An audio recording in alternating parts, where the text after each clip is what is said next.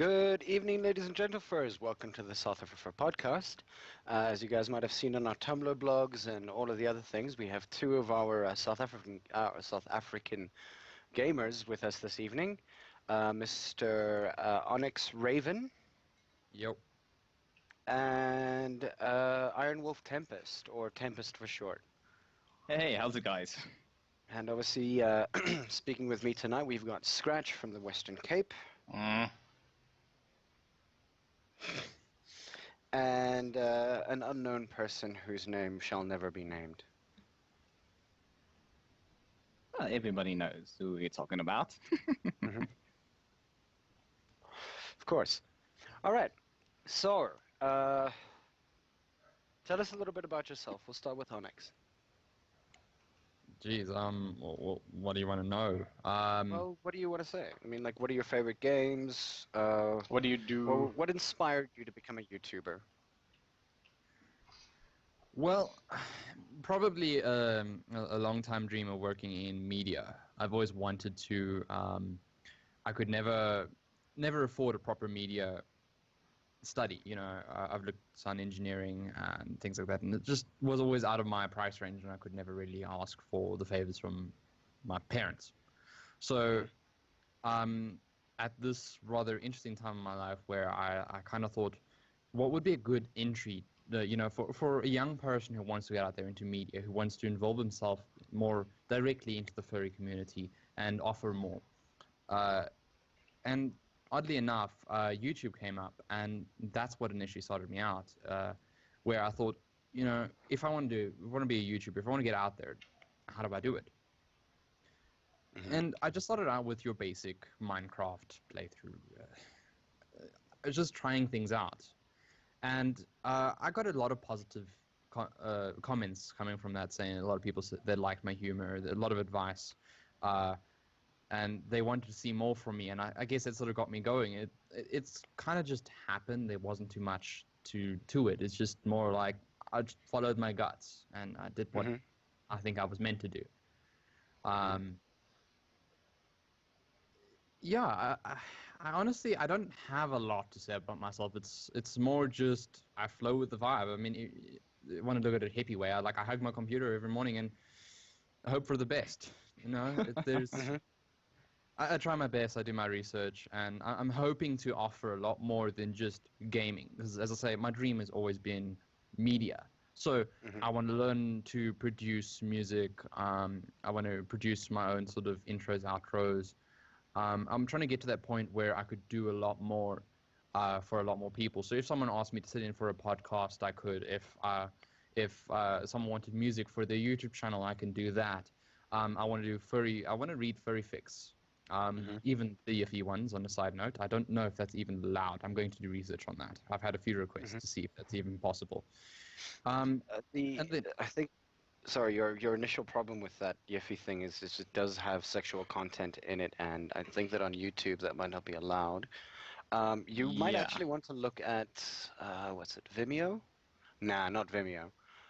What's the one that I also go on to? There's another one out there that I'll pop you a link later that definitely has like large amounts of sexual content if you want to do that as your separate thing on the side. You're welcome. Well, look, it's all media and just like bringing it out there for the people. I mean, I feel most comfortable when I'm my initial dream, like just from the start, I thought, I just want to be a not a YouTuber, a DJ. And I wanted nothing more than to play music. I mean, you even had history where I think I used to beg you, like, please, Ivy, please, can I come onto the podcast? I want to add music. It's just so bland without music. But then, after a bit of time and research into it, I've come to certain realizations that, music isn't everything. It does play a huge factor, but there are a metric fuck ton of things that comes with, media research, presentability, all that sort of thing that you need to put out there. And that's where I sort of threw out my own thing, and eventually like music and whatever will come in at its own pace. Okay. Tempest? Yo. Similar question. Same question, exactly the same. Well, okay, so where can I start? Well, basically, well, besides from general gaming, I like to entertain people and all that, and where the inspiration came from, doing my own channels from watching other YouTubers like Markiplier, Jacksepticeye, Panos, and all those kind of guys, I really loved what they do. Like, in terms of Vanos and those guys, they're more hilarious and sometimes serious with their comedy and all that. Then Mark, on the other hand, he does his videos for good reasons, like, for helping other people with depression and all that, some things related to that. So always when I was growing up as a kid, playing games with my friends on the PS2 and all that, when my parents or other friends were watching us playing like WWE and, just messing around, people would laugh and they actually enjoyed it. So I thought, why? I can actually entertain people by doing things I actually love doing, like playing games or things like that, just to make someone else's day a little bit brighter. So I got up the courage to start my own channel because people told me, it's not something easy to start off with, but it's actually something you have to be very committed to, to put the effort in to do the things you do. So yeah, I started my own channel. I did a little short series of 2 long let's plays, and then from there off, it just started off. I mean, okay. A question for you, Tempest. Yeah. Now, it's a weird thing. It's something that I've been noticing on YouTube quite often. Is that a lot of people actually find specific accents and things like that to be, I don't know, more appealing than other ones. I mean, you look at Markiplier. Markiplier has that very, very deep, kind of throaty voice of his whenever he's on, and he seems to get views specifically because of that, rather than, and obviously his personality online. And I mean, like your accent, and I mean, I'm not saying that this is just from a purely, what do you call it, gimmick. an unbiased perspective. Yeah, like, I mean, is there a way that you might be able to, or do you think that the accent might help you at some point? Yeah. Well, you have to remember, besides from Mark, with the deep voice, he did voice acting. He is also a professional voice actor, so that makes it a little bit the advantage for him and all that. So, yeah, depending on the scenario, my voice can tend to change and all that with the accents. Even like you, the other day, you told me I don't sound like I'm really from around here. Like I could sound like I'm from either from overseas, maybe American, even Britain, a little bit Scottish, I don't know. Can maybe benefit as what kind of personality I have, So to me, it really doesn't bother me if people think, I am obnoxious or loud or anything. Like, look at Jack. He's like crazy loud and all that, but people still find him so very entertaining. So I think, like I just do it because I'm myself. I don't try to be someone else or act like someone else or however. I'm just being me. If people don't like me for who I am, that's their problem. But otherwise, I'm happy with what I'm doing. So that's actually the cool thing. Now, Onyx, there was a video that you posted, I think, about a week ago. What was it? Firstly, just and stop think, I think, or something like that. Stop and think. Yes, just stop and think. Okay, cross and then down. I mean, so obviously it's a very political perspective and things like that, and it's probably like something that you wanted to get off your chest and things like that. Would you be doing things like that more often in sort of on a similar vein of things, or exactly what do you intend to do with, say, longer podcasts like things like that, or is it just going to be like a rant, or what do you expect to achieve with that? I'm not exactly sure on the format of that. I will definitely be doing more of that. I got a huge response to that, both negative and positive, obviously. I mean, it's political. But what I would like to try and do is approach different topics, because I have a very almost open outlook on life. So I'm going to try and look at things and go and say, okay, if this is culture, if this is what people see, why is this bad? It's one of those things, if you eat with a knife and fork every day, have you ever asked the question why? So I would like to do more. I'm just trying to research more on how I can bring it forward more. This is YouTube. It's videos, you know, and to just bring out an audio form. I mean, it's easier for you guys on the podcast. You don't have to worry too much about what the visual thing is going on. And if I'm going to make a video that's half an hour, 15 minutes long, I obviously need to improve that. So I've been working on that. But I will definitely be doing more topics. One of the most interesting topics I want to tackle, for especially with the furry fandom, in regards to multiple partners and how it's a cultural-based thing and not necessarily a bad thing. And just sort of open it. Polyamory? I'm not sure of the technical term. I'd have to research that up. Polyurethane. Yeah. So it's, you know, there are various topics I'd like to approach with that. You know, besides sexual partners, how about furcons and things? One of the things that when I say with media is my power. So if I want to go out there and I want to help kids, like I could tell you right now, there are maybe 100 different young furs out there that are sitting in a difficult situation with their parents, and they're, you know, they want to escape because they feel bound to where they stand. And I was in a similar position, and I have had the opportunity to run away. I've run away from home. I've made my own life with my partner.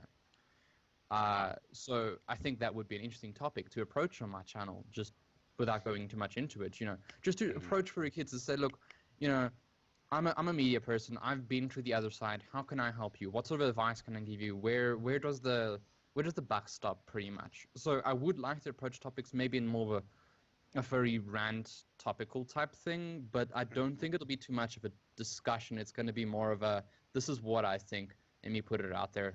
This is how I think I can help you. More of a recipe, if you will. All right.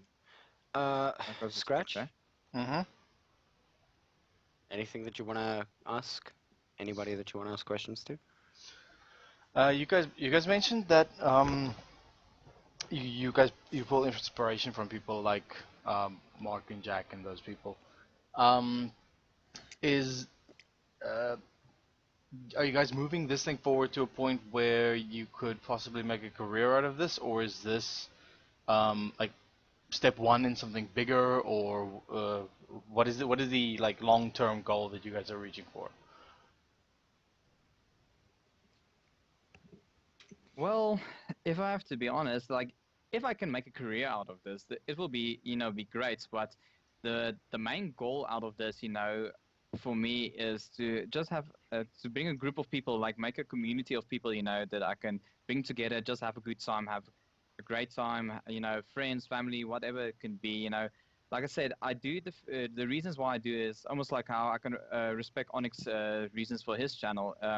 Like why Mark does some of the videos, he helps people in the situation. This is also my kind of way of helping people to make their days a little bit much better, a little bit brighter, you know, just to put a smile on their faces. If I can push this to something a little bit bigger, you know, that will be wonderful. I don't have high expectations, but if it comes, it comes. And, you know, I would be, you know, very excited about it. Yeah, that's cool. I think for myself, it would be a career. I'm trying to turn it into a career, and I don't think I would stop at YouTube. There is a lot more expanse in, as I say, it's media. So YouTube would be step one. Step two would be YouTube, and who knows, maybe I'm working at live events, maybe I'm a DJ at Anthrocon. The doors stand open for me, where I think YouTube would be the basis of my career at the moment. Okay, cool. Okay. Wow. So, IronWolf or Tempest, you're gonna be at Rage, apparently? Yeah, I'm definitely going to Rage because I actually did my first Rage video last year when I was at Rage with my best friend. I actually had more videos that I wanted to post, but my computer got stolen in the process. I'm not going to go into detail what happened there, but I'm sorry for I your got loss. one video out. Yeah, it sucks. That's life for you, but yeah. So luckily I got the one video out, like the important video, just like a quick run through of what I saw at Rage and what we did and everything.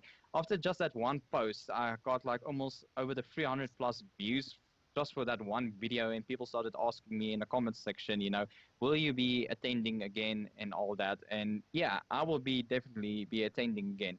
Ironically enough, that's where I met some of the fur guys for the first time, like Yote and the guys there. I met them in Area 51.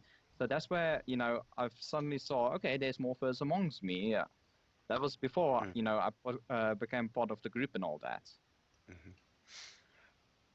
Okay. Onyx, plans for you? Are you going to Rage? Unfortunately, I don't have the budget to really fit that in, but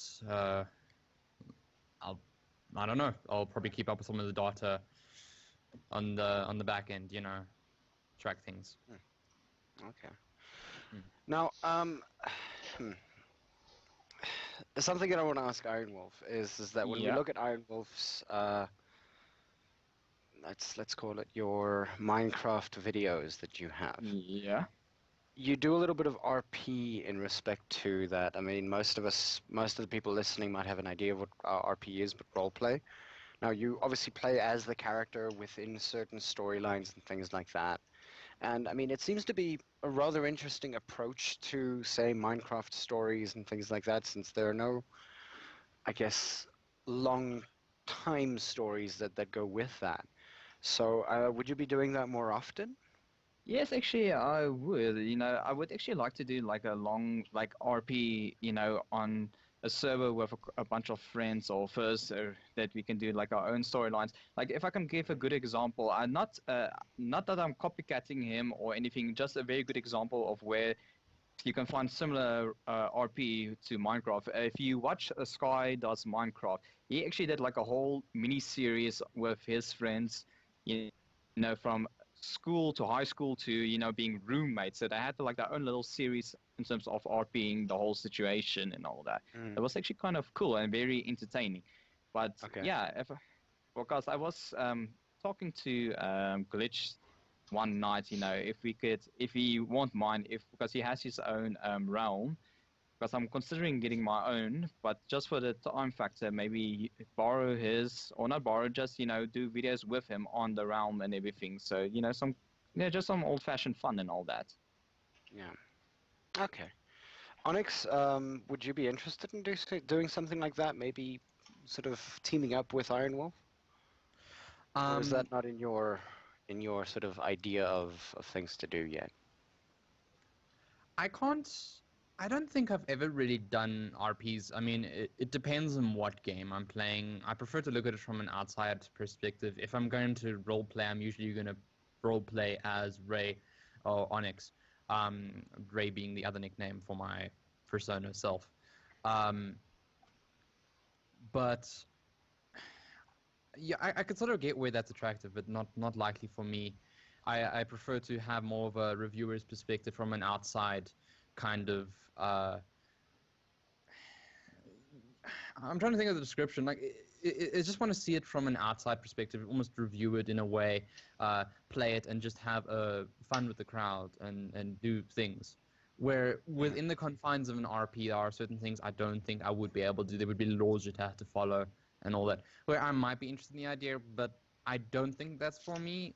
My persona wears a top hat. I'm naturally going to want to look at more of a classy cup of tea with playing games with Ray Darkfang. That's more how I roll. I don't necessarily want to get into role play. The role is me. Excuse me. Sorry. But yeah, that can be just difficult. quickly interrupt you there, but sorry. Yeah, no, so that can be difficult when you have a game that's.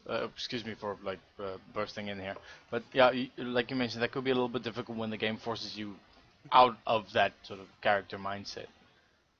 Like if the game is more like Skopskieten Donner and you're trying to remain classy under pressure and everything, it might not necessarily work as well, kind of thing. Yeah, you just pop on freaking lollipop, freaking chainsaws sawing zombies apart. Whatever, just have fun. Yeah, fair point. Yeah, that's the thing. Like, if I have to be honest, like Minecraft, as a foundation, you can actually go endless with it. Like, you just have to roll what works for you. You don't have to do RP the whole time, or you can just do what you do. Like, I do RP for Minecraft a little bit, depending on the situation. or like my little series that I just started, you know, I just do a little bit creative point of view, just creating and building stuff. So, you know, whatever works for you the best, you know, what suits you, who you are. You don't have to do what everybody else is doing. Just do what you do. That's good. Yeah. I think what stands out for me when you want to go play something like Minecraft, I mean, my favorite being Yogbox. Yogbox is a bit of a glitchy mod pack for Minecraft, but it creates such a vast world of dungeons and animals and things like that if you go wander in one direction for hours, you're going to go and encounter something. Assuming you're not one of these mod pack fanatics and you haven't studied all the content. I don't do that. I like to just look at, like, you started blindly, you go wander for hours, you're going to find things you've never seen before and just have so much fun just discovering and encountering these new things. I mean... yeah, Onyx, sorry. I have a very good suggestion for you. There's actually a furry-based mod pack on, what was it? On Feed the Beast called The Ferret Business, which has a large amount of other mod packs in it. It's furry-based, so obviously if you want to go more furry on things, they actively give you like tails, a tail and ears and things like that you can also mod. You fight minotaurs, you fight minotauruses, you fight centaurs if you really have to. It's very, very interesting. It's a lot more action-based than... Oh, that sounds like for me. Yeah. You guys should, I mean, both of you guys should definitely check that out. It's very, very interesting in what it does and how it actually sort of presents itself. There's obviously quests that you need to do within the game, and I mean, if it's just about wandering, you're more than well. I think that wandering in that game would be just as good, because, yeah, just don't wander at night. 2 blocks down, and that's about it. Just steer yourself away. It's it's an unforgiving game, actually, if I think about it. What Minecraft is? No, but this one has, like, literally you come into the world, and the first evening you're hit with a 80 health Minotaurus that literally just follows you around and kills you in about 3 hits. Sounds like fun. Like a month. Yeah, Lots of fun. that sounds like something I would do. Cringing silently in the corner here. Yeah. What? I mean, like, What, I like- and again, like those are definitely for Minecraft. That's a great game to actually play, I think. I will consider looking into that. I actually, you know, I like actually games that I think on my feet, you know, I just go with it, you know, never know what to expect to happen next. Blind playthroughs, you specifically want to reserve specific games. Like I'm playing Need for Speed Underground 2, one of the series I'm doing now, and I have it installed on my personal PC, and then I have the recording piece off to the side, and I've had to tell myself literally not to play it on my personal PC so I can make the experiences on the channel that I'm, like, when I'm recording videos and things, genuine. I literally have, like, a long list of games just off to the side that I may not play, because that's specifically for me to play with my fan base, with my subs, because I want to have that fun and that experience with my watchers. Oh, I want the reactions to be genuine. Yeah. And you know what? Since we're going towards the sort of like between the two of you, going one way and the other way, obviously those of you who've read our Tumblr might also know about the idea that you guys have a little, what do you call it? Wager? Friendly competition. Friendly competition, yes. 1v1. Oh, by the way, for those of you who want to play this mod pack, just popping the link in there. So yeah, those of you who've been reading the Tumblr, there's a little wager going on between them. The first one to hit 100 subs has to, or will be bought, I think, a drink and a meal for that evening, or for that day, or for whenever they actually make that happen. So if they get to 100 subs, at this point, IronWolf is 5 behind Onyx. I think people are subbing right now, if I'm not mistaken. I've been looking. I'm at the slowly first catching up. Yeah. So it is getting I pretty get 100 close. subs now. Yeah. Yeah. So in other words, they need a fair amount to get there. They're almost halfway, I think. Well, like, I'm slowly catching up to him. Like just the other day, I was still on 29, and suddenly, wow, 35 already? God damn. Yep. Speaking, I just want to bring this up quickly.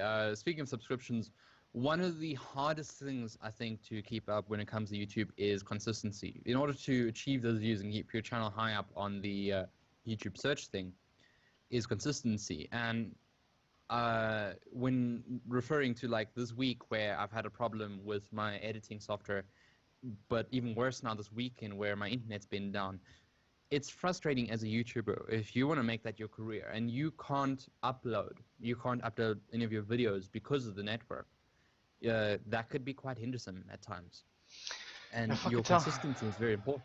Tell me about it. I mean, currently I'm struggling to actually stream to first stream, it seems, because our network is just a little bit slow or something. I don't know if my flatmates are sitting on YouTube at 1080p or something, but yeah, we're struggling, it seems. But I mean, like, for you guys, it's important. You need to be here every Sunday. If you don't come every Sunday, you're not going to get the same amount of views. For YouTubers, it's the same sort of problem where you need to keep their content coming. And that, where I can at least say, is where Tempest has got me beat a lot of the time, is he's he's got a lot more frequent content, and he's out there, a lot more videos.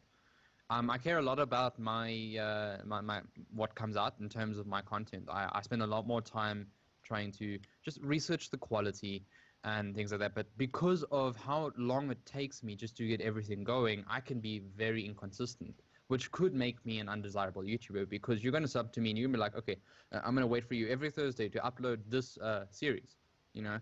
And then if I haven't uploaded this Thursday, then then you might unsubscribe to me. So it becomes quite a tricky situation in the end. But that's why I said in the beginning, you know, YouTube is not for everybody. You know, you really have to be committed to it. You know, if you want to do this, what you're gonna plan to do, or what you want to try and achieve, you really, like you said, consistency. You have to really be committed to it. That's why in the beginning I didn't have as much free time as I had now. So now I can actually do frequent more videos for my subs and all that. Try new ideas. I actually have a whole list of things I want to do, but might not get to all of them, but in due time. So yeah. How do you upload so many videos so frequently? Because my uploads take about 6 to 7 hours to upload on my network. The same with me. No, I don't know. It's maybe either the quality of the video size or maybe just my network. But usually I upload just before, let's say, just before 10 or around that. Then the next day, you know, I just press, upload, and it's there, you know. But like I said, it really depends on how strong your network can sometimes be. Because if I look at some of the other YouTubers that I follow, some of their videos even take longer for the next day to come due to, I think, network or the video size. Because it depends on really on the quality you try to send out. Because, you know, you can do a video from your point of view or a viewer's point of view. It doesn't look good because it's not, I'm just going to put a stupid example, it's not in high def or, you know, how the frame rates and all that is. So I think it really depends on your quality of your video, how long it takes to upload, because now it has to process all the content that's in there, like from your video to the music to all that. I don't know. Yeah, I think my average video sits at about 15 gigs. Yeah, and you sit there. Out of curiosity. 15 gigs for an average video. Yeah, that's one video. No, geez, no, mine is not even, I think, close to that. Let me just quickly, I'm just going to check a recent video that I uploaded was playing Dying Light.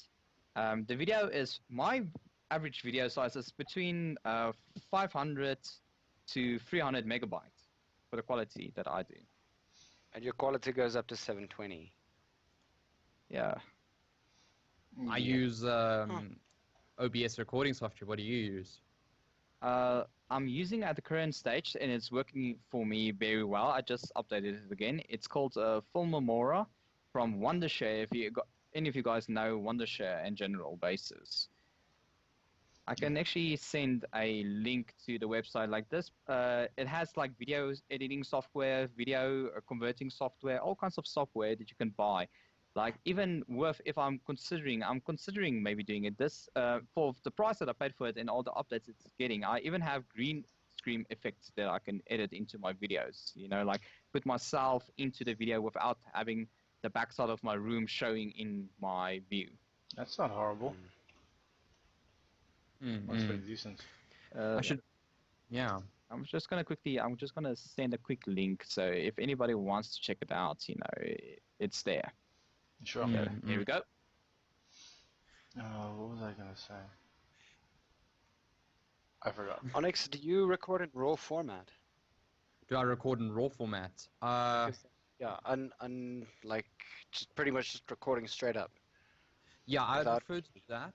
I think because I mean I got the habit from James, Aegis, who he's a natural designer and things like that. So he got me into designing and working with higher quality type images and things.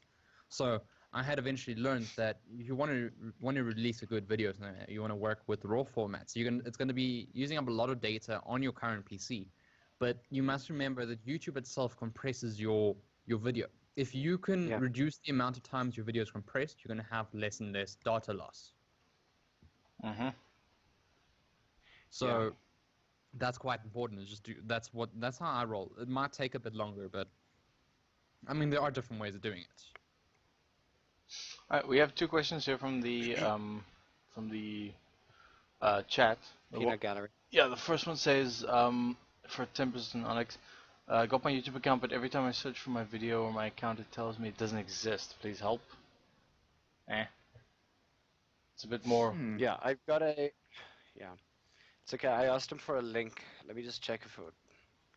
In reference, how does it tell you it doesn't exist? Does it just tell you it does not exist, or you can't find it?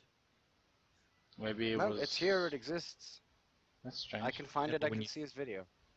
Yeah, but when you search for it, can you find it? Is that the problem? I don't know. Because he's.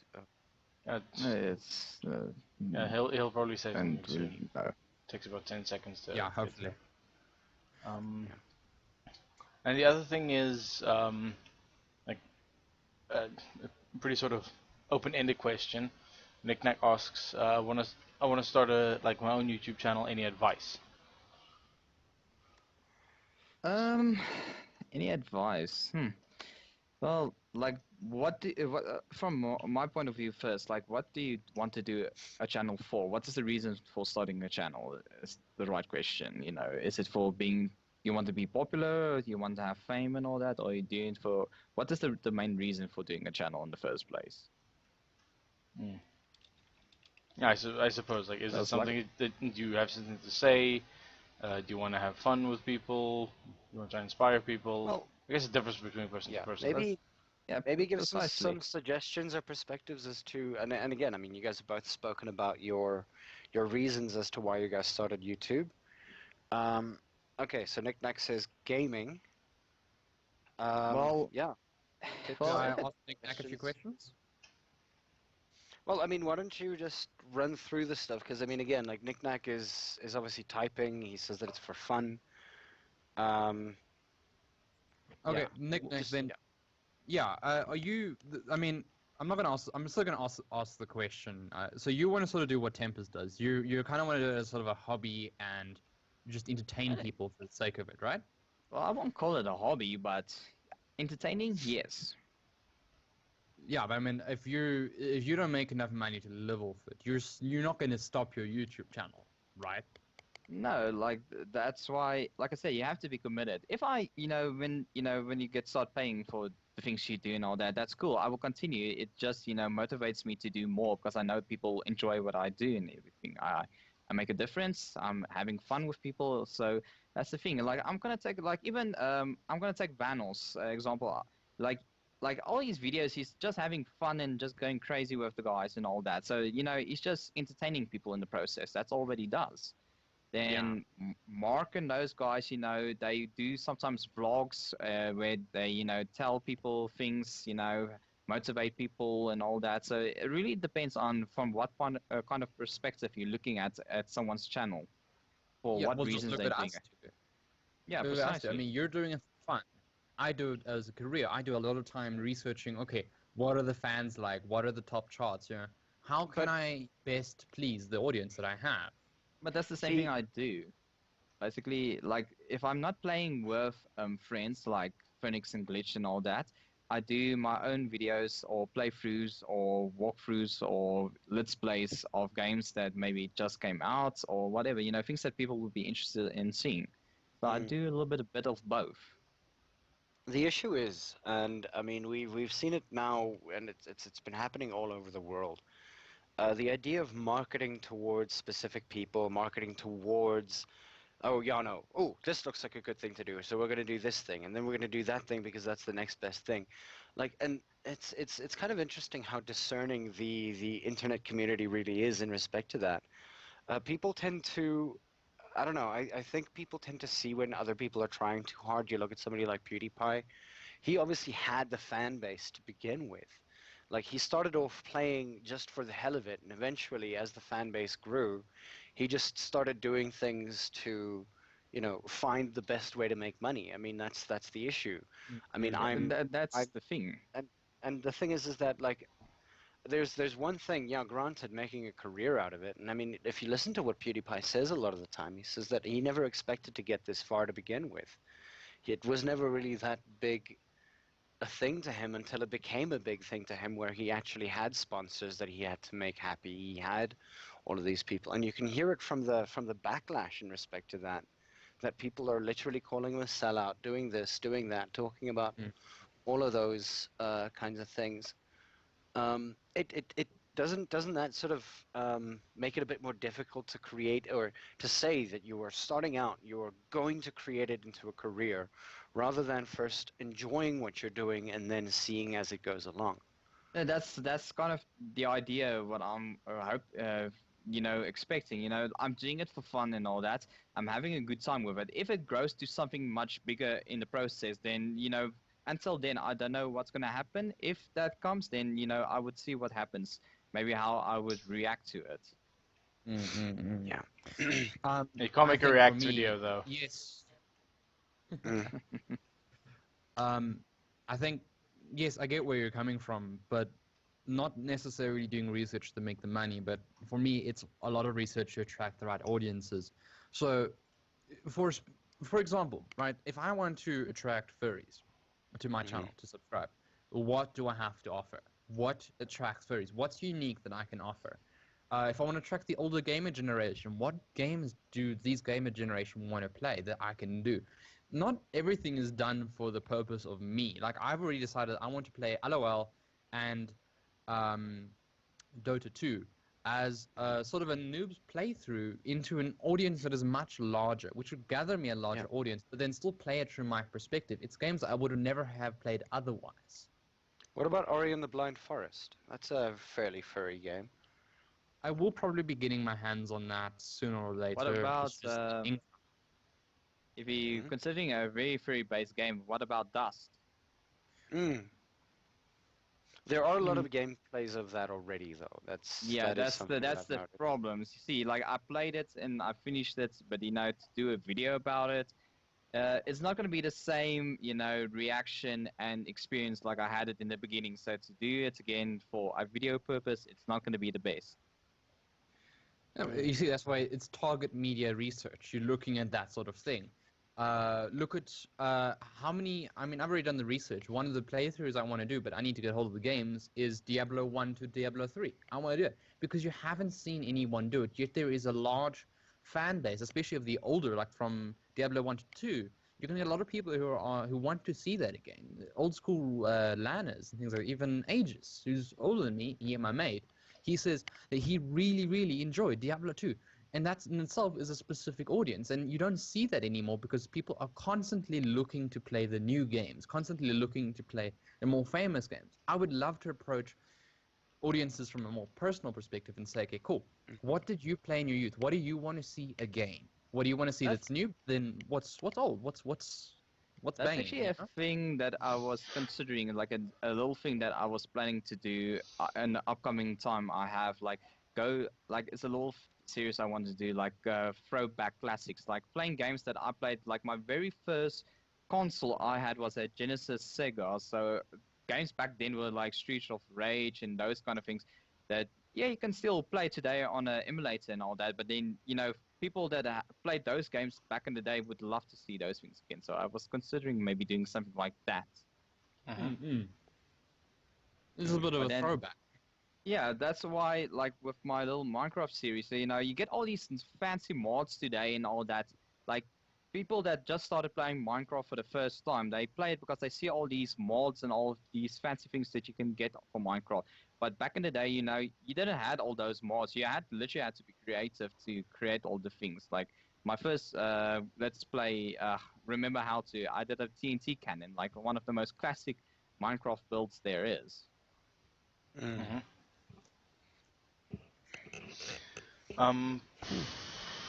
As a question, I actually want to ask this for a bit.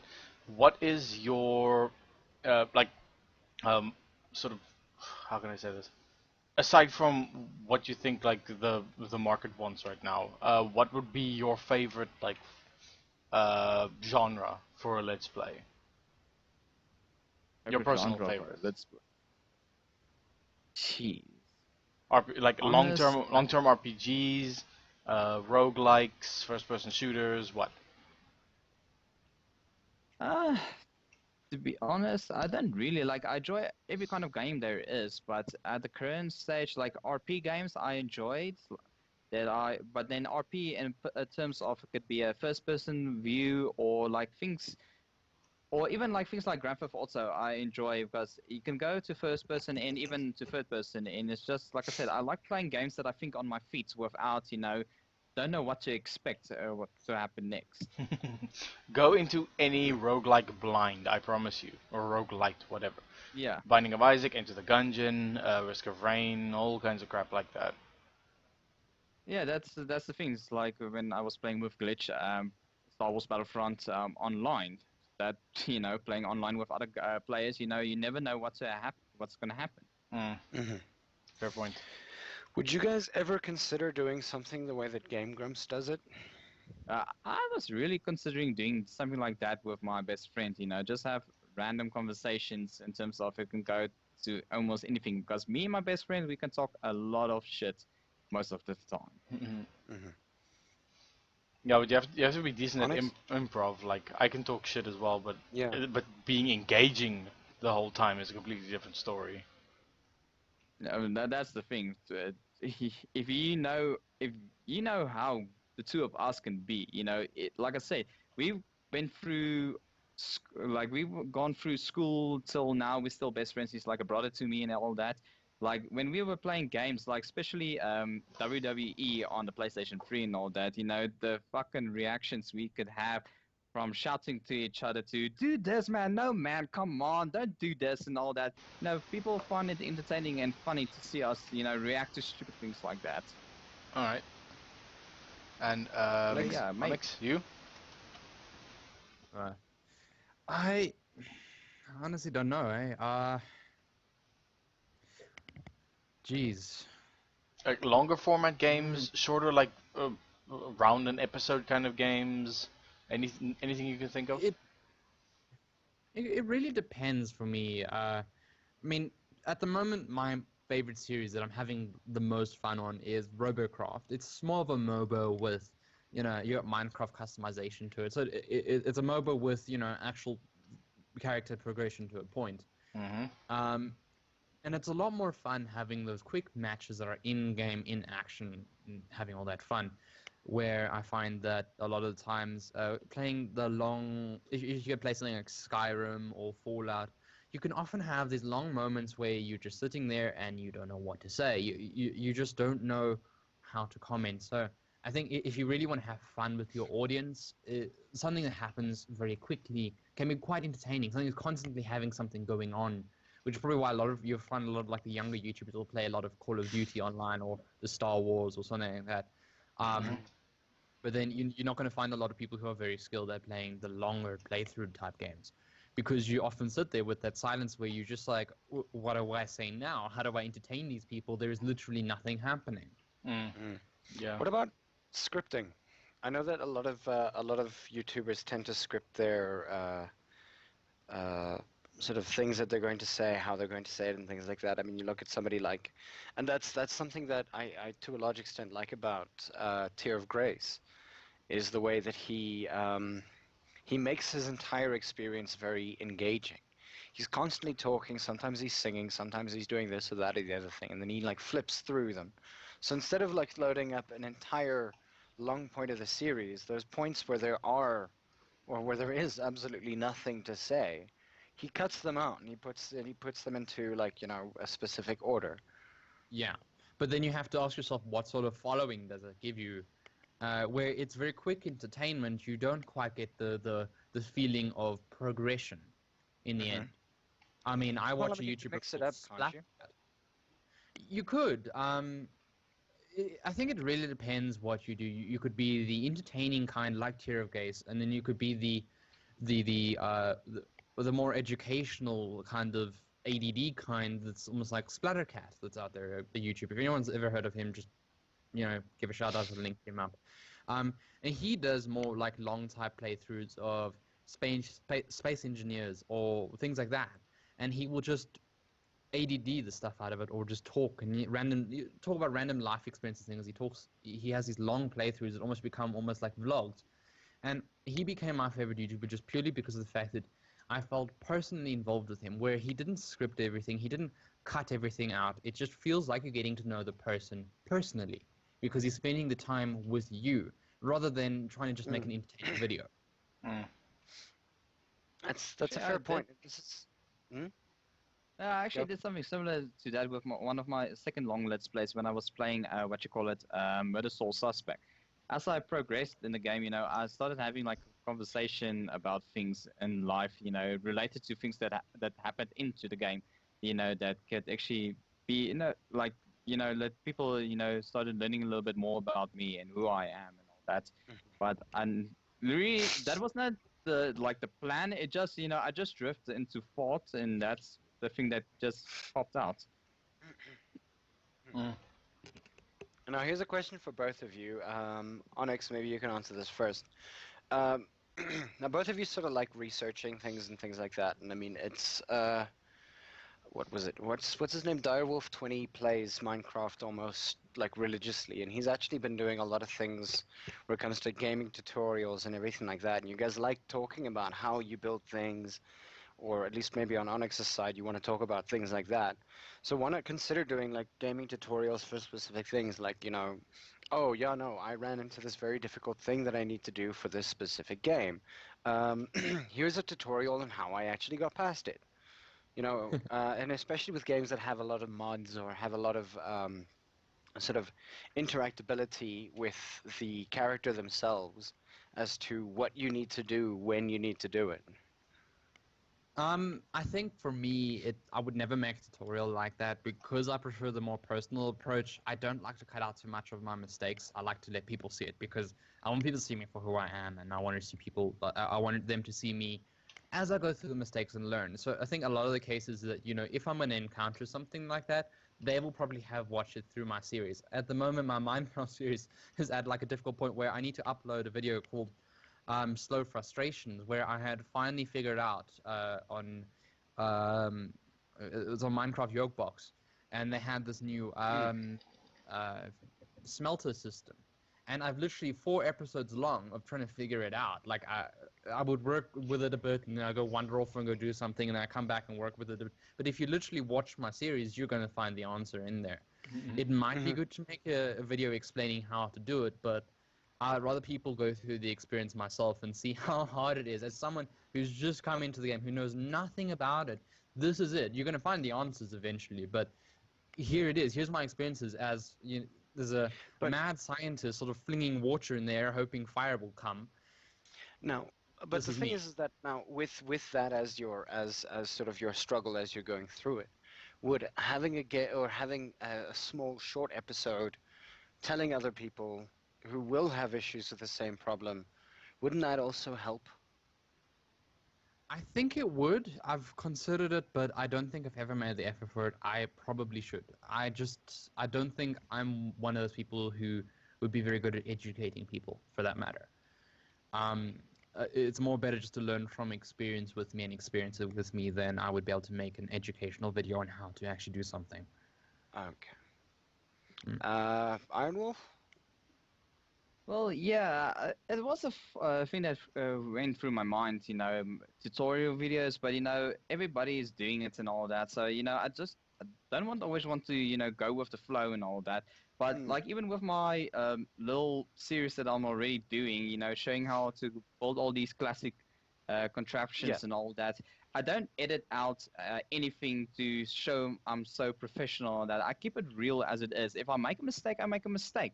Then if I find a way to figure out how to create or build this thing, I eventually find it out and then people can see, okay, don't do Yeah. that mistake that I just did.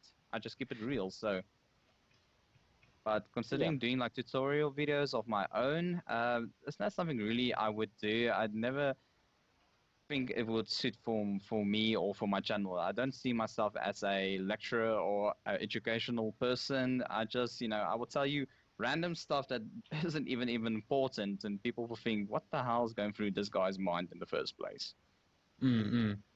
And it actually sort of brings to mind old school gaming, if you don't mind me bringing up a different topic here, um, where a lot of the older gamers would tell you now, the kids don't nowadays don't have to experience what they did.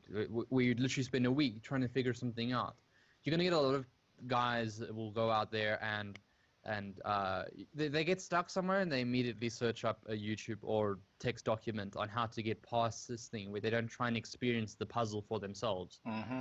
I don't think I want to promote the whole shortcut thing. I would like to promote discovering something for yourself as a YouTuber. I'd like to say, as gamers, go out there. I don't care if it takes you a month, a year to struggle. It took me 2 years to get past a certain point on Half-Life 1. I know that sounds kind of stupid, but eventually I figured it out and I came back and I did it and I played it. And it was the greatest feeling having achieved that. So I think I would rather promote people don't go out there and look for the answers. Try and figure out and build your own way through, and you're gonna feel a lot better as a gamer. Not necessarily. Precisely, because then where's the fun in it if you don't, you go and see, okay, that's what I have to do this or to win this guy or to beat this boss. Where's the fun in that? You're just playing to beat the game. You're not playing the game to enjoy it. Where's the fun in that? Mm. Mm-hmm. But with Minecraft creations, there might be a bit of a difference. Like there's especially for me who doesn't know a lot about building houses and things. There are architectural videos out there like how to decorate your house with like pretty flowers and things. And I do think that those could be advantageous, but definitely not for me. I would show people how to make houses out of sand. That's all I can do. That's the Do you same make thing. houses out of sand? Yeah, sand. Yeah, I've Sand. even made my roof out of sand once. Big mistake. Don't you mean wouldn't sandstone be better? That's what I was about to ask. Don't you mean sandstone? Because sand literally Because falls. roof out of sand, you try to put it down, it just goes, and Hey, look, eventually it's build your not a entire new house. place for nothing, I tried it, didn't work, so I tried something else. Were you spawned in a desert? Yes, my current Yogbox series Oh, is in the okay, middle fine, of a fair. freaking desert. Yeah, There's his no first sand. video, he was like in the middle of a desert. Like, Mm. oh, that's right, This is gravity. Marble. Oh. No, but that's true. It's like I show people how to create things. Like I want to show people, you can build a house and all that, the simple, basic way and all that. But I can show you how to make a house even look better, or how to make it look freaking more awesome. Like building a hidden door, like how to, build a secret door to get to your place and all that. That's what I'm going to do in my next videos, like how to design a hidden door. Because I literally did for my last video, I did a trap door that literally conceals the whole floor. So as soon as you open the chest, the trap door opens and you just fall through into a pit of lava and you just freaking die. Nice. Nice. Dick move, but nice. Yeah, What was so it? What are they? I mean, like, we've been playing Minecraft quite often, myself and Darj. We wouldn't necessarily say that we're terrifyingly good at it, but especially when we do our drunk Let's Plays, I think we played for about an hour and 20 minutes, and got absolutely nothing done. Got killed about 5 times each, and that was about it. Said Minotaurus ran up to us and killed me once. I came out, I got disconnected, came back online, was outside, Minotaurus killed me again. While I was loading. So my body was there, but I wasn't playing, and I woke up and I was deaf. Nice. Yeah. Yeah. So, and jeez, what did we do? We made, what's it, cobblestone. Our house is made out of cobblestone with marble flooring and cobblestone decorations and everything like that at this point. Chisels are absolutely amazing. Get a Comes chisel. in handy. Comes very handy. Especially if you don't have a sword in your hand to chase off mods and all that. Oh no, for that I use my pick. If I don't have a sword, it's my pick. Or Precisely. possibly whatever else is in my hand. Possibly a piece of stone or sand, maybe. Gonna whack you with sand. Speaking of getting rid of mobs, flint and steel's not very good for killing mobs. I burn myself more often than anything else. Like, I was playing Minecraft the one time and it just updated. It was many updates ago when, before, you could ignite a creeper with a flint and steel. I was just like burning mods with the flint and steel, and next moment it updated, but I didn't check what the updates are. And I was playing, and next moment the creeper comes to me. I was like, oh, I'm gonna freaking burn you. Just next moment it ignites, and boom, I'm dead. Surprise. So you actually ignited a creeper, and you're just like, cool, he's gonna burn. Oh, that's not working. Like, what the hell happened? And then just a while ago, I was checking what's new to updates, and I saw in the bottom lowest on the lowest of the section what all the updates is. Creepers can be ignited with flint and steel now. What? Okay, that explains a lot. Whoops. What is the strangest thing that's happened in one of your videos? Like you, sort of the completely most unexpected thing to have happened at any given point that made you just go, what the fuck just happened there? IronWolf, we'll start with you. Minecraft related or any other game. Any game. Well, like I was saying, I was playing Dying Light. I never finished the game, so I'm close to finishing the game. So I decided, you know what, to get that nice experience of finishing this game, I'm gonna record it. So I was in a building, and the dead silence and just hearing these freaking zombies around me without knowing where they are. Then I get to this one room, and the guy literally switches off his torch, and it's like, why are you switching off your torch? And I just hear this child crying.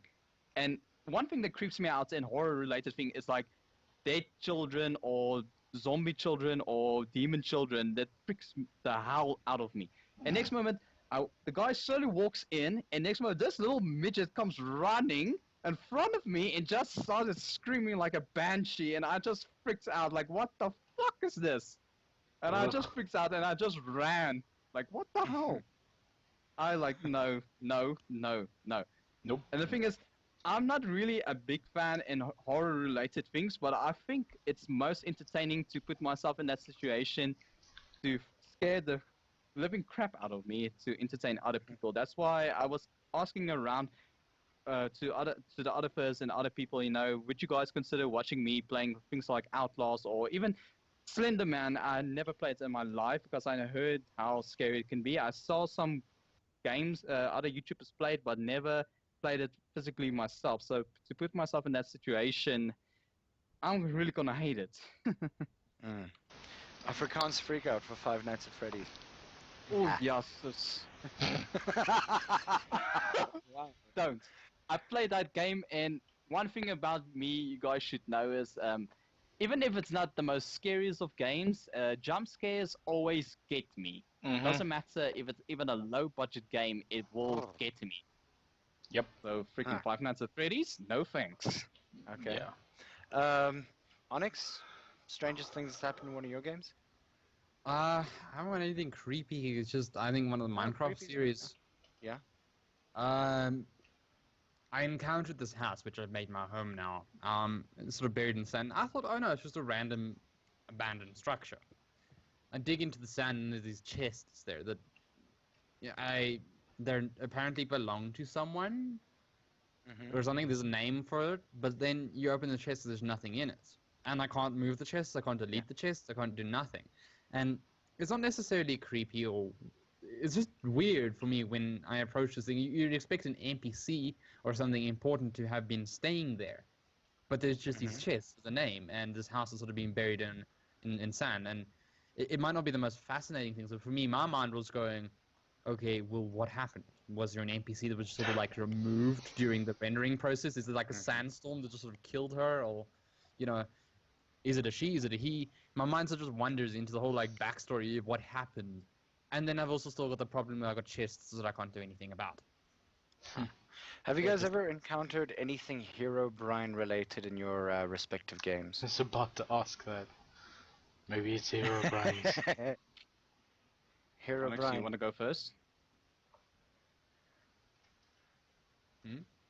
Hello? You can go first with that question if you want to. Well, can you define what is Hero? Okay. Right. Herobrine is a Herobrine. Minecraft. Yeah, Herobrine. Yeah, he's a Minecraft-related NPC ghost thing that tends to look at you from the mist. Yeah. And sometimes, if Herobrine comes towards you, he might just kill you. Herobrine is kind of No, yeah. I haven't Yeah. got that. He's kind of like the Bigfoot of Minecraft. Yeah. Like you're incredibly lucky if you do spot him. I've got If you find do it. spot Now him. you've got my curiosity piqued. Maybe you should try to look out for him. Maybe do a little bit of research, see what he's like. If I'm not I killed by a think- creeper, elephant, snake, villager, everything else. Yeah. IronWolf, anything Herobrine related? Herobrine related, yeah, I think I was playing on Glitch's server one day, just randomly having fun, and I was digging, I found a catacomb, and next moment, some weird things were happening around that thing that really kind of like, buzzed my head around, like, what's going on in next moment. And out of the blue distance, I just saw those white staring eyes, and I was like, oh shit, you know what?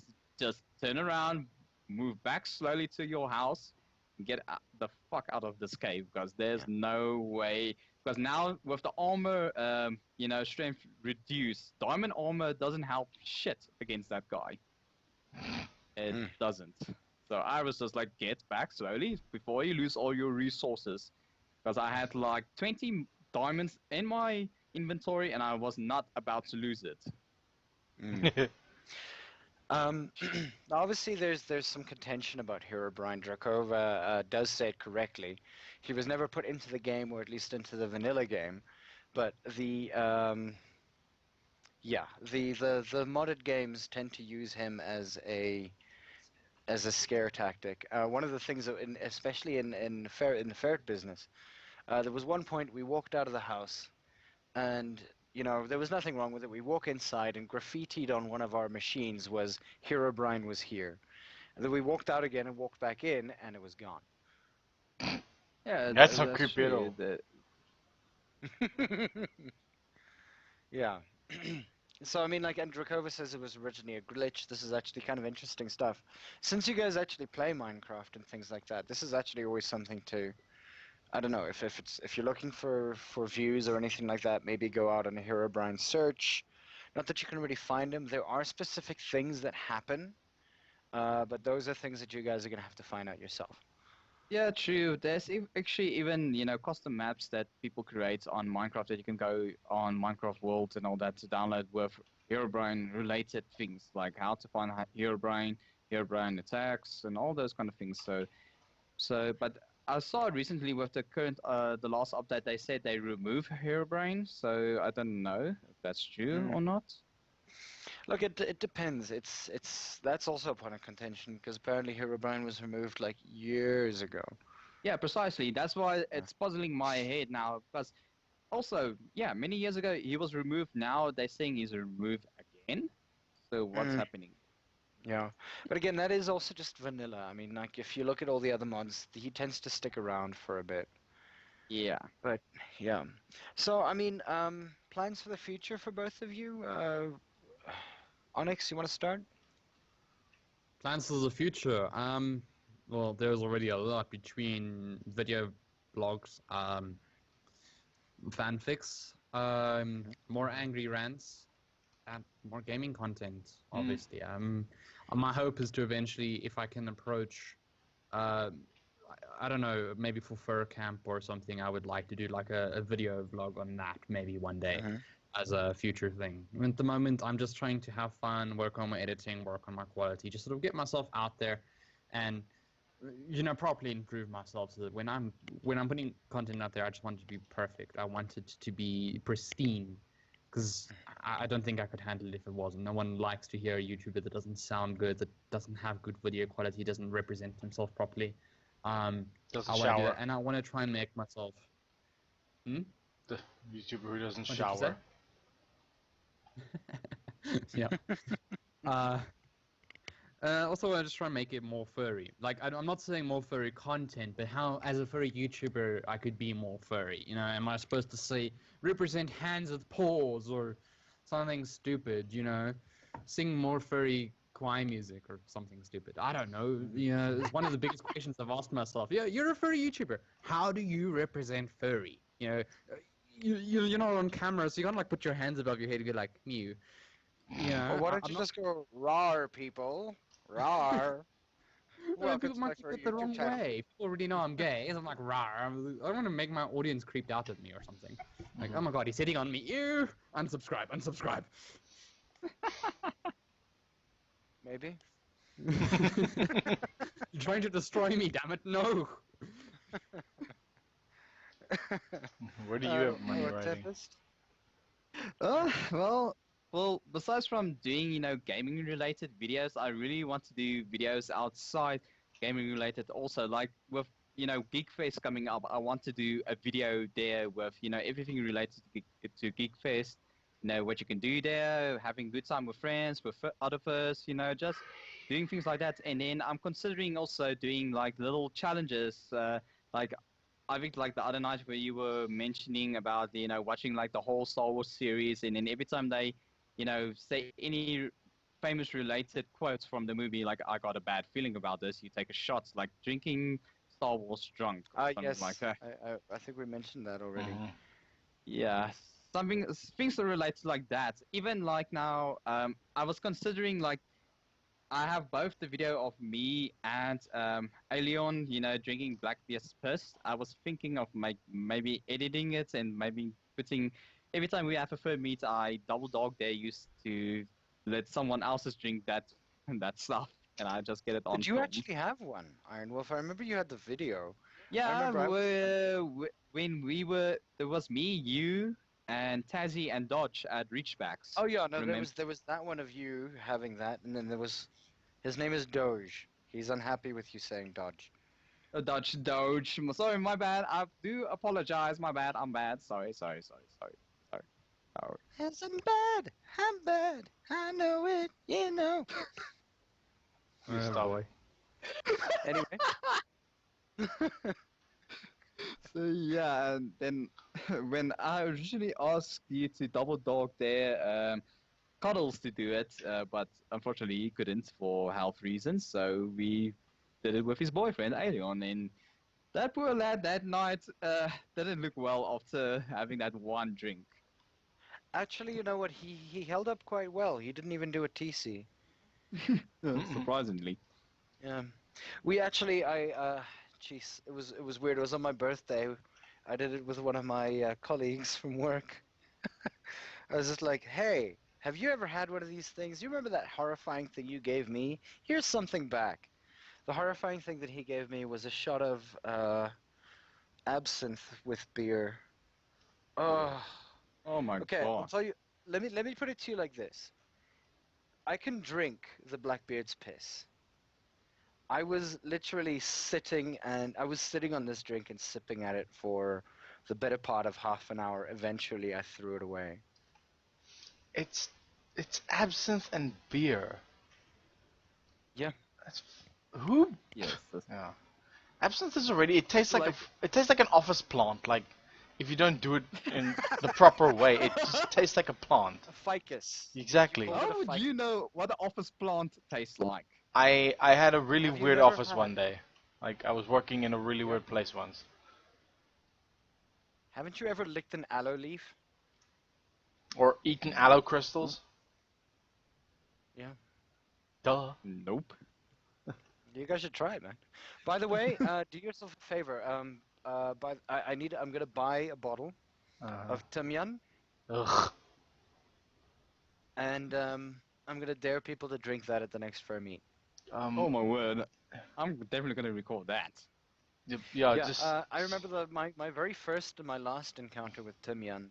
I spent driving. We were driving back from a metal concert, and the only reason why I had to drink Timyan was because it was to win a guitar, and I was one of the finalists that had been drawn for it.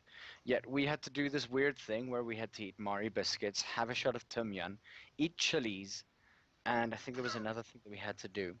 I got as far as finishing the Mari biscuits. I finished the entire thing, but I definitely didn't finish first because my mouth is always like permit dry. So it never really worked. I spent pretty much the most the largest part of the drive back, which was about 20 minutes, with a window open, my head hanging out of it, and my mouth open, trying to get rid of the taste. I don't know Oh my word! why you do this shit. Is that like your Tempest most? one. Is that like your most bad experience in having a weirdest drink, or have you No, had no, no. worse? I've had a lot worse. I've had far, far worse than that. Remember, I used to work in a bar. This is something that I did to both myself and my clientele. He used to work at a bar with assholes. You're talking about Clifford, and I know you are because I still remember the day that we opened up the bar and we were shooting at you with BB guns. Yeah, while I was acting as the active bouncer. You guys Doing didn't us a even solid. fucking Yeah, pay I me. know, I'm sorry. You were the bouncer. Yeah. Yeah. We were So shooting each other. We were shooting ourselves as much, and we also broke a framed painting, not painting, picture that we put up ourselves. And that same night, we also broke our clock. hmm then really nice like ship's wheel clock that you guys had. Yeah. Dumbasses. Tipatinto isn't a. It's not a Mozambican Mampur. It's a Mozambican Rum. rum. Yep. Oh yes, yes. If I see Mampur again, it just reminds me of our first student college party together. Before you could enter the house, you had to have a Mampur with Monster.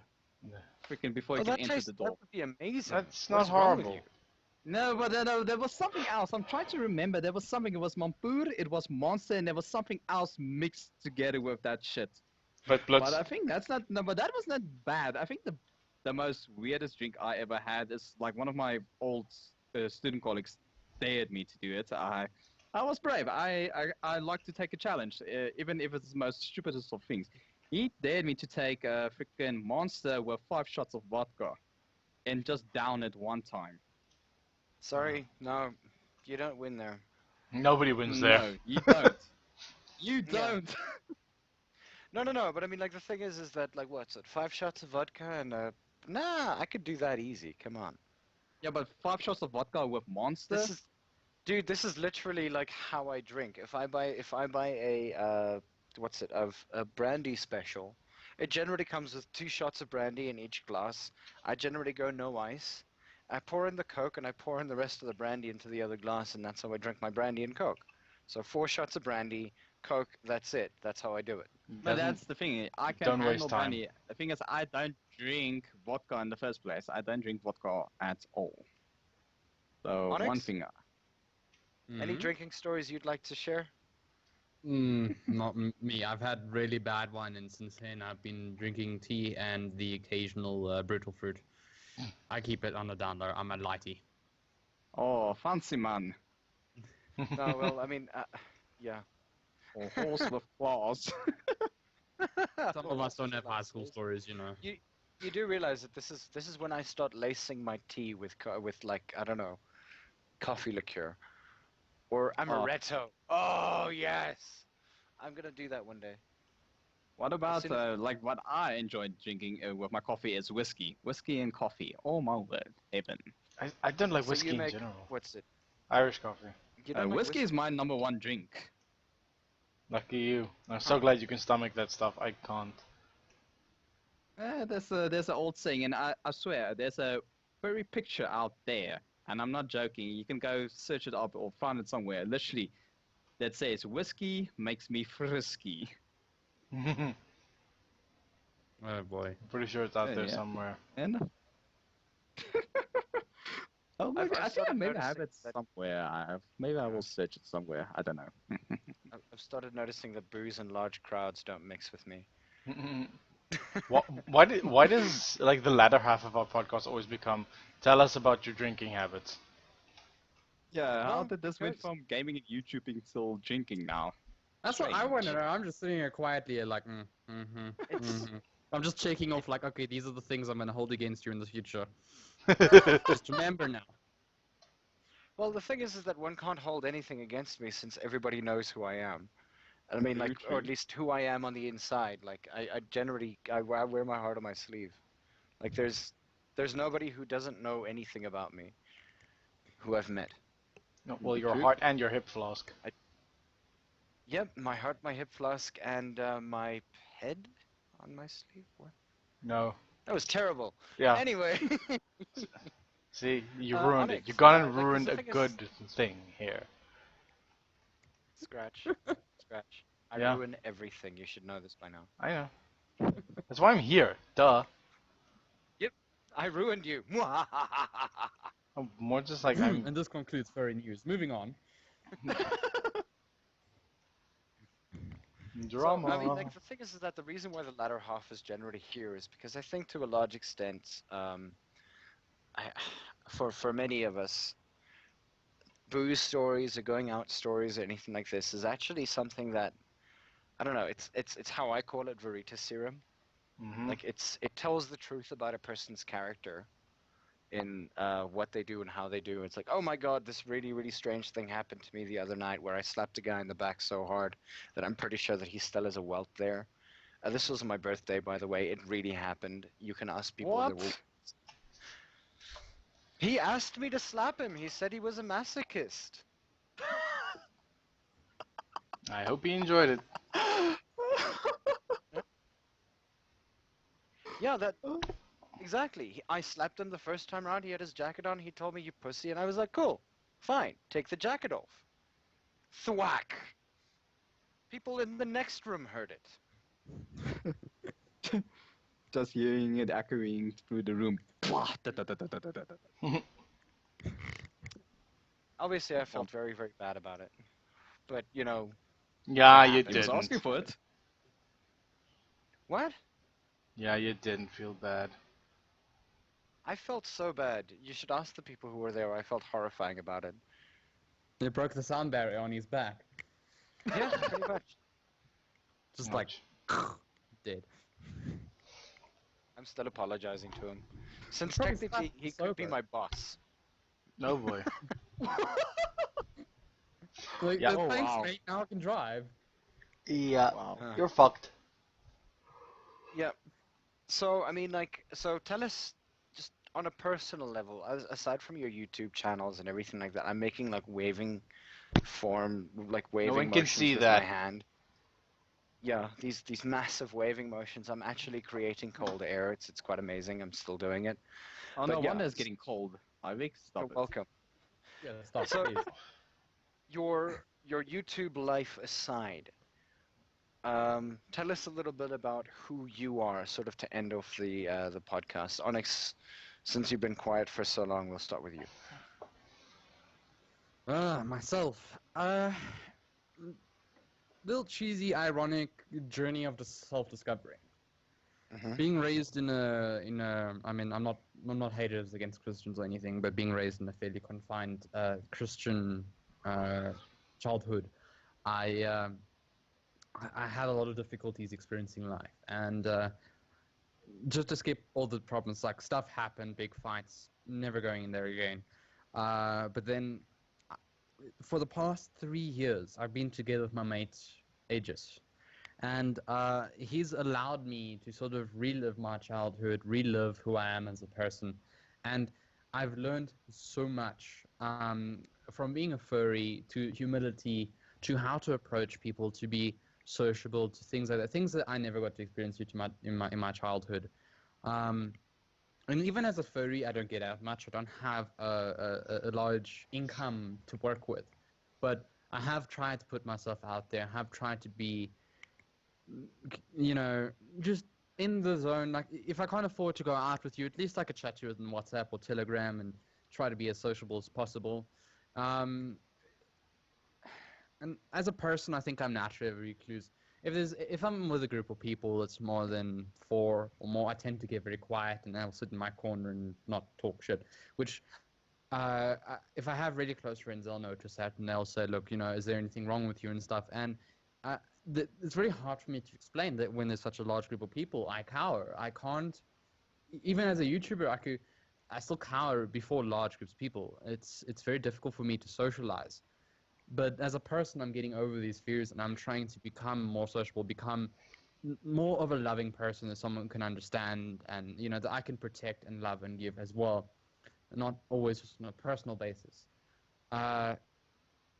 So I don't know. As a person, I'm still growing. I'm still learning who I am and reliving my life from the way it should be. It's almost like when I got my mate, I sort of was reborn into my furry self and got to experience growing up, and I'm still experiencing the growing up from being a pup to experiencing the adult life and experiencing finances and just the joys of life and being able to get chocolate milk and freaking Fruit Loops, which we did this weekend, and it's a long process for me to have to regrow, and I'm probably one of the most difficult people you'll take to understand. That your initial assessments of me, I found for a lot of people is I'm great, and then as you get to know me, I'm annoying as fuck. But usually, if you can get past that, you find someone that struggles to understand how society works, because I've never really grown up in it. So for me to understand how to talk to people, how to approach people, how to do these things are all beyond me. So I've always looked at it from an outside perspective, and to try and take it on and adapt. Just sort of adapt to it has been one of the most challenging points of my life. So as a furry, as a YouTuber, I'm just so proud to come forward and say that I'm at one of the points in my life where I think I've sort of marked almost, I say my furry's like an actual teenager. He's like 16 years old now. That's what my persona is now, is the point of growth they've come forward to. And it's just sort of like, I've come far, and I'm so proud to be who I am and proud to be with the people I know. And I apologize for the shit I've caused, because I know I've caused some serious shit, and I'm being a bit of a drama fur myself. But you know what? It's all in the point of growing up, and I'm going to grow out of it, and I will, because I am still young fur inside. I'm still young, and I'm living it up, and I'm learning to be better. And that's who I am as a person. Is I just want to have fun, and I want to love everyone and just enjoy it. Awesome. Tempest. Well, You guys, that's big shoes to fill there. Yeah. Yeah, very big shoes. Well, yeah, where to start? Well, growing up as a kid was tough and all that. Actually, if I have to be honest, from birth already, like how I got into the whole furry thing before I even knew it existed. Like the very first video my mom bought me as a child was The Lion King. So that's, I think, was the seed of the whole fur fandom started developing inside me. Ever since as a kid, watching stories and movies and whatever, like cartoon series, things I used to love watch as a kid was like Road Rovers, Street Sharks, and those things. Yeah, those were the things I loved. And those were the things like, keep me happy and all that. Because during the time, me and my dad, we never, saw eye to eye. My dad was one of these guys, his word is law kind of person. So, growing up was hard at a point that I was scared into fear. But then I had good friends, and, growing up with them, they brought me out of my shell and brought more of my personality out as I grew up. Then I started seeing, they take me on, a random person they barely know, but they support me and help me. So how can I return that to them? By showing the same kindness they show to me, I show to them and to any people that I meet out there.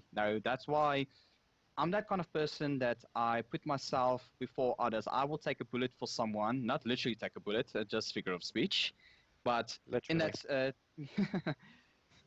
but you get what I'm saying. So I would, I will jump for you. I will help you in terms of, I will take the hit for you. So that's actually why if you saw my persona, the bionic eye and the bionic arm, Besides from loving sci-fi and action kind of stuff like Star Wars, and I can relate some movies where I got the idea for the arm and stuff, but I will give an arm and a leg, or in this case, like my persona, an eye and an arm to you, take the punch for you so that you don't get hurt. I will take the punch for you. That's the kind of caring person I am. You know, I would put myself in the line for someone else just because, you know, you care so much about me and I'm just a random person you just met, but then why are you showing this kind of kindness to me?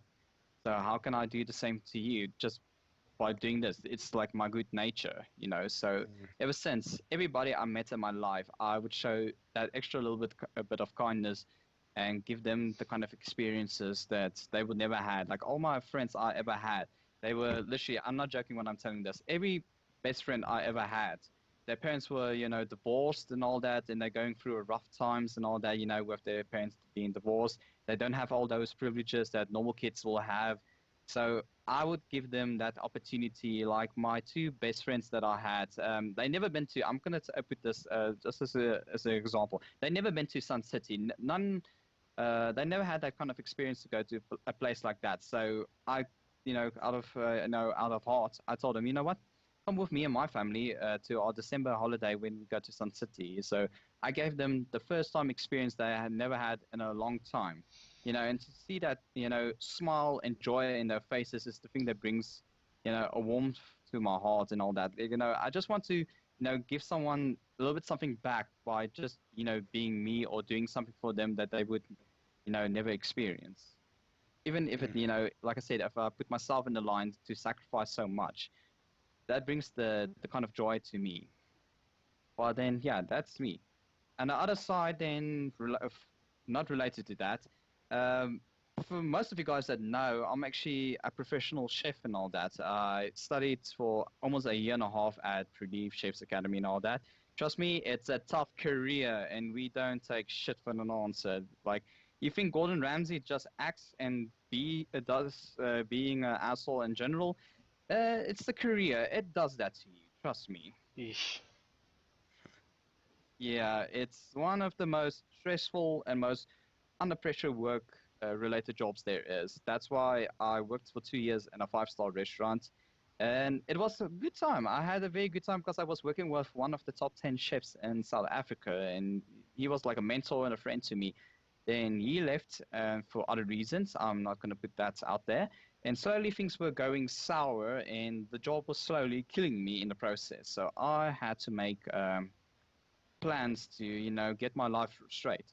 That's also when I started doing my channel and all that. But in the process with my job, it was keeping me from doing, you know, my YouTube videos because I was most of the time too tired and I wasn't in the mood to do a video because then I'm going to be moopy, I'm going to be grumpy. So I thought, you know, it won't be good for my content or for any of my videos. So I decided, you know what, I will do videos when I have the energy and have the will to do it. But now I switched jobs. I'm working in midstream at the current moment, better hours, better income and all that. So, and like I said, better time. So now I actually can do more videos for my channel. And actually, because I have more time, people started noticing more of my videos. I've suddenly got more subscribers in the process. So it's like a whole life-changing experience in the process as well. Okay. That's really cool. Yeah. That's pretty awesome. All right. I think on that we kind of need to wrap it up here. I mean, Yeah, it is true. 9:30. I know. Oh, by the way, quick shout out to, oddly enough, I'm going to put this out for our own channel. We, before this video was recorded and before it was put on, we're on 69 videos. Wow. You're weird. I'm 12. In any case, so yeah, we're gonna do a couple of shout outs to the people who are listening. I'd like to shout out to Knick-Knack, Ravensong, Victor, Drakova, Kinkinzade, Astrofox, Rick and Softpaws, Honan, Arashi. Those are the people that I see that are active on the chat. Obviously, did I say Ravensong? I always say You that, did. don't I? I keep Yes, you do. Did I say Astrofox? Yes, go down the list and stop. I just put down the list and I just skipped. Okay, fine. That killed my throat. Any case, Breathe, Vic, breathe. And then you cough yeah, and I know, die. I'm trying. Also, to those of you who are listening off of Furry FM, thank you guys for having a listen to the podcast. We Apologies if the really do stream is appreciate. crappy. I mean, yeah. Let's just say my home Mm. network's a little bit shoddy at the moment. Can I quick do a shout out like I promised myself Go I ahead. would do? Yeah, I know I already did it on my blog video, but I'm just gonna do it again live to Raven. You know, that thumbnail you did for the podcast and all that. That is awesome. You really got my good side, you know, with the eye and all that. That was freaking awesome. So I don't take. If there's one thing about my channel, I do appreciate everybody. I do give shout outs to everybody, like to people that are in my videos, like Phoenix and Glitch. You guys are awesome, and you guys must stay awesome. And to everybody out there. Okay, I'm done. Cheers to that. And obviously, to the two of you, thank you so much for joining us on the podcast this evening. Anytime. Thank you. Yeah, we really enjoy that. Also, one of the things that I do also want to say is that this competition that you guys have between the two of you, if we find any more south-afrifur guys out there, we're obviously gonna like get into contact with them. I intend to sort of take this little competition that you guys have going a little bit further. I'm opening it up to other furry, furry South African YouTubers that may have been sort of left by the wayside.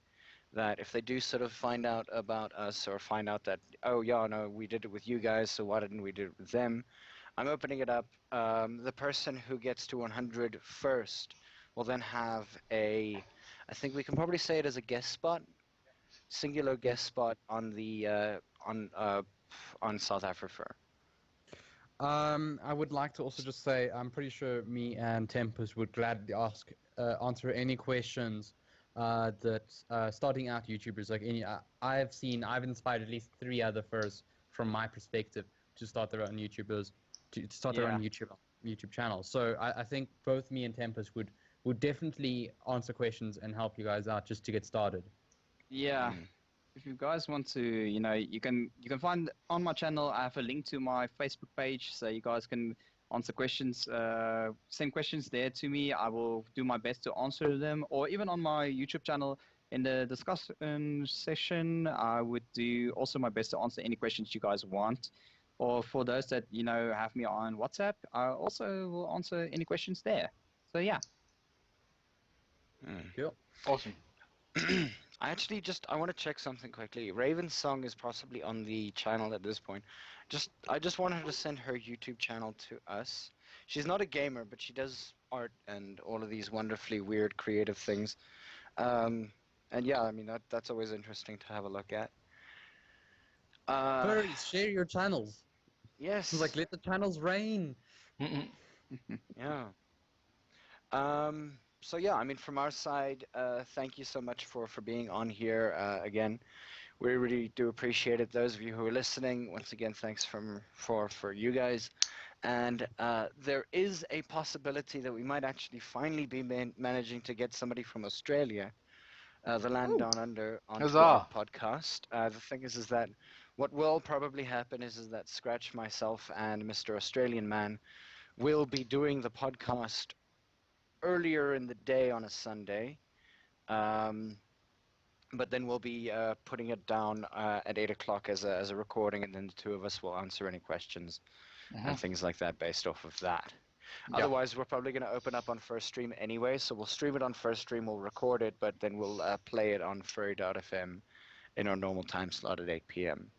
Yeah. Cool. Yeah. So as soon as we have confirmation that he actually does want to be on for next week, we'll find that out. Otherwise, keep a lookout on our Tumblr website. It's called south-afrifur. How original. Obviously, we've got our Facebook account. This will be on our YouTube account, which is also south-afrifur. I'll pop the link in the description in the chat. The doobly-doo. That thing that people keep saying in the chat. There it is. Bang. Okay, cool. So yeah, keep your eyes peeled. We'll definitely have an update before, or hopefully before and or on Wednesday. about who the guest will be and everything like that. Mhm. And yeah, thanks again for listening. Also, just remember First Stream and and obviously the Furry.fm sites. They do have Patreon websites. Have a look out for them. Support them if you can and if you want to. They've been making all of this very possible for us. And yeah, we'll see you guys next week. Yep. Scratch. And see you guys around. Thanks for listening. Onyx. Cheers, guys. Cheers. Cheers, guys. Cheers. Stay awesome. Yes. Like and subscribe. Like, comment, and subscribe if you Signing like out. the video in the comments.